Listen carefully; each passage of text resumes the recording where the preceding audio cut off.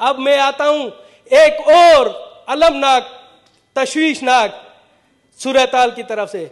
जनाबे चेयरमैन, मैं दाद देता हूं उस्मान बुज़दार साहब को जो सीएम पंजाब हैं। मैं दाद देता हूं कि ये वाहिद वजीर आला है जिन्होंने बलोचिस्तान का हमेशा ख्याल रखा है। बलोचिस्तान के कई दौरे उन्होंने किए।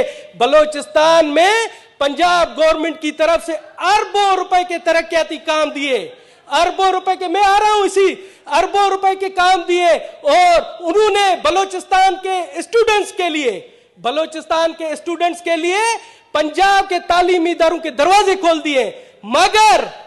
मगर जनाब चेयरमैन, पंजाब पुलिस उनके इन कारनामों पर पानी फेर दिया है।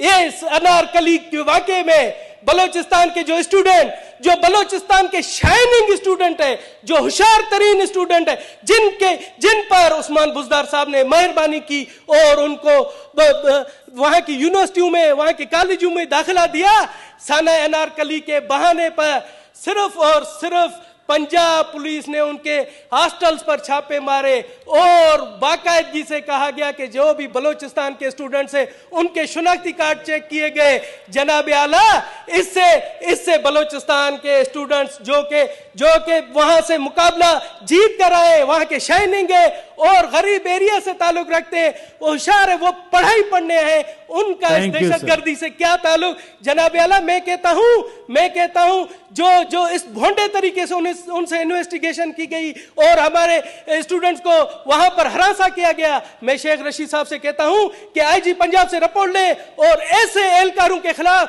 कार्रवाई की जाए ताकि उन्हें पता पड़े कि बलोचिस्तान के स्टूडेंट अपने मेजबान का ख्याल रखते हैं। वो बलोचिस्तान के स्टूडेंट एहसान फरामोश नहीं है, वो पढ़ाई पढ़ने के लिए आए, दहशतगर्दी के लिए नहीं आए। बहुत बहुत शुक्रिया।